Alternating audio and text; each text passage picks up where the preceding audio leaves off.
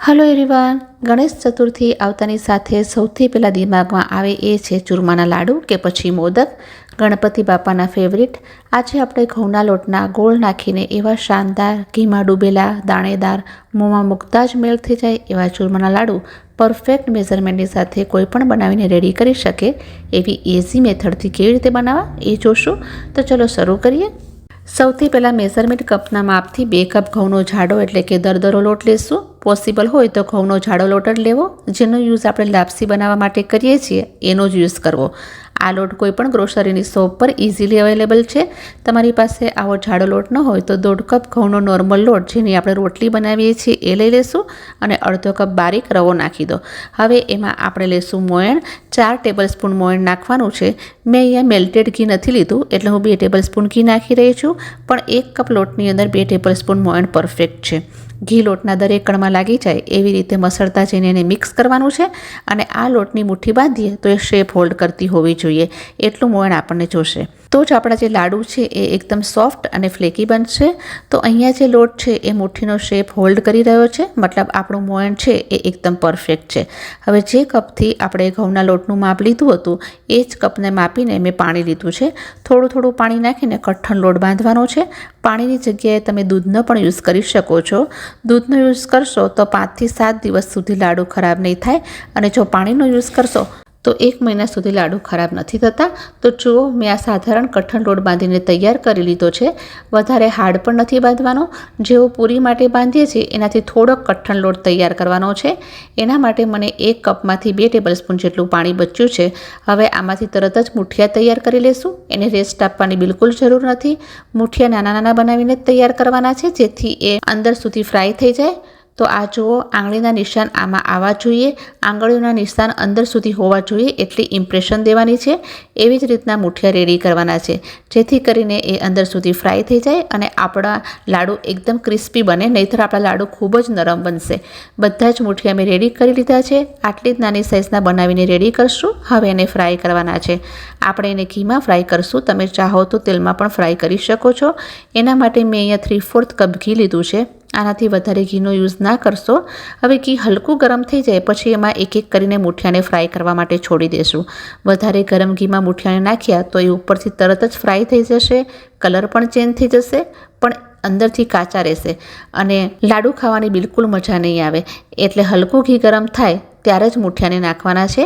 એકદમ slow flame પર crispy અને ગોલ્ડન બ્રાઉન કલરના થઈ જાય ત્યાં સુધી એને ફ્રાય કરશું. તો જુઓ, આ કલર પણ કેટલો સરસ આવ્યો છે. પહેલાંના મુઠિયાને જોશો તો તમને ખ્યાલ આવી જશે. એકદમ ચોકલેટી કલર આવી ગયો છે. તો હવે એને બહાર નીકાળી લેશું પ્લેટમાં. આ રીતે બીજો બેચ પણ આપણે તળીને રેડી કરી નાખશું. તો અહીંયા મેં બધા જ મુઠિયાને ફ્રાય કરી લીધા છે. આ રીતે ફ્રાય કરશો તો એ અંદર સુધી એકદમ સારી રીતે ફ્રાય થશે. તો તમે જોઈ શકો છો કે ક્રિસ્પી ફ્રાય થઈને તૈયાર થયા છે. હવે એના નાના નાના ટુકડા કરી લેશું. બધા જ પીસીસને મિક્સી જારમાં નાખીને ચૂરમું બનાવીને રેડી કરી લેવાનું છે. પણ એ બિલકુલ ઠંડુ થઈ જાય પછી જ આપણે એને ગ્રાઇન્ડ કરવાનું છે. ગરમ ગરમ નાખશો તો એનો ગોળો બનીને તૈયાર થશે અને દાણેદાર ટેક્સચર પણ નહીં આવે.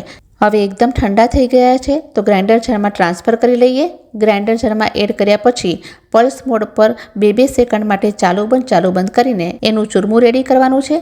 હવે મેં અહીંયા ચૂરમાને ચાળવા માટે મોટા હોલવાળી ચાળણી લઈ લીધી છે. ચૂરમાને ચાળવાથી દાણેદાર લાડુ તૈયાર થાય છે. હવે આ ચૂરમાને ચાળ્યા પછી જે મોટા પીસીસ બચ્યા છે એને પણ ફરીથી મિક્સી જારમાં નાખીને 20 સેકન્ડ માટે પલ્સ મોડ પર ગ્રાઇન્ડ કરી લો. સેમ મેથડથી બાકીના ચૂરમાને પણ તૈયાર કરી લઈએ. એકદમ દાણેદાર ક્રિસ્પી ચૂરમું રેડી થઈ ગયું છે. હવે જે મુઠિયાને ફ્રાય કરીને ઘી લીધું હતું એમાં મેં 1 ટેબલસ્પૂન ઘી વધારે એડ કર્યું છે. એની અંદર કાજુ અને બદામના પીસીસ એડ કરશું. કાજુ બદામનો હલકો ગોલ્ડન કલર આવે ત્યાં સુધી ફ્રાય કરવાના છે અને તરત જ એ ફ્રાય થઈ જાય છે અને એનો કલર પણ ચેન્જ થઈ ગયો છે. તો હવે એને નીકાળી લેશું. તમે તમારી પસંદગીના હિસાબથી અહીંયા કોઈ પણ ડ્રાયફ્રૂટ એડ કરી શકો છો. હવે એ જ ઘીમાં બારીક કાપેલો ગોળ એડ કરશું. 2 કપ ઘઉંનો લોટ લીધો હતો તો એના અગેન્સ્ટમાં 1 કપ ગોળનું માપ પરફેક્ટ છે. ગોળને બને એટલો બારીક કટ કરીને જ લેવો જેથી ઘીમાં જલ્દીથી મેલ્ટ થઈ જાય. મેં ગેસની ફ્લેમને હવે બંધ કરી લીધી છે કારણ કે ગોળ ઝીણો સમારેલો છે અને ઘી ખાસું ગરમ છે. આપણે અહીંયા ગોળનો બિલકુલ પણ પાક નથી કરવાનો. તો ગોળ ફૂલવા માંડ્યો છે તો એને ગેસ પરથી ઉતારી લેશું. હવે ચૂરમામાં ફ્રાય કરેલા ડ્રાયફ્રૂટ્સ એડ કરશું અને ગરમ ગરમ ગોળ ઘીનું મિશ્રણ પણ નાખી દેશું. અડધી નાની ચમચી ઇલાયચીનો પાવડર એડ કરશું અને 1/4 ટીસ્પૂન જાયફળનો પાવડર નાખશું. ખૂબ જ ગરમ છે આ મિશ્રણ, એટલે પહેલાં એને ચમચાથી મિક્સ કરી લેશું. થોડુંક ઠંડુ થઈ જાય પછી હાથેથી મસળતા જઈને સારી રીતે મિક્સ કરી લેવાનું, જેથી ગોળ અને ઘીનું મિશ્રણ બધું જ ચૂરમામાં સારી રીતે મિક્સ થઈ જાય. મતલબ કે કોઈ પણ ગોળની ગાંઠ ના રહે અને સારી રીતે લાડુને બાંધી શકાય. હવે એનો લાડુ બાંધી લેશું. ઇઝીલી બંધાઈને તૈયાર થઈ જાય છે. ગોળ ગોળ ફેરવતા જઈ અને એને એક સરસ ફિનિશિંગ આપી દેશું.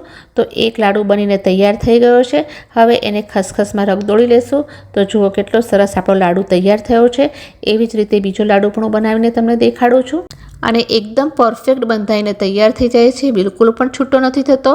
ખસખસ પસંદ ન હોય તો તમે એનો યુઝ નહીં કરો, તેમ છતાં બહુ જ લાડુ ટેસ્ટી બને છે. આ જ મેથડથી મેં બધા જ લાડુ તૈયાર કરી લીધા છે. એકદમ શાનદાર, જ્યુસી અને ક્રિસ્પી લાડુ બનીને તૈયાર થયા છે. તો તમે પણ આ ગણપતિ ચતુર્થીના દિવસે બનાવજો, બધાને ખૂબ જ પસંદ આવશે. તો આજનો આ લાડુનો વિડીયો મારો પસંદ આવ્યો હોય તો પ્લીઝ વિડીયોને લાઇક કરજો, શેર કરજો અને સબસ્ક્રાઈબ કરવાનું બિલકુલ ના ભૂલશો. જલ્દીથી ફરી મળીશ નવા એક વિડીયો સાથે. ત્યાં સુધી take care and thanks for watching.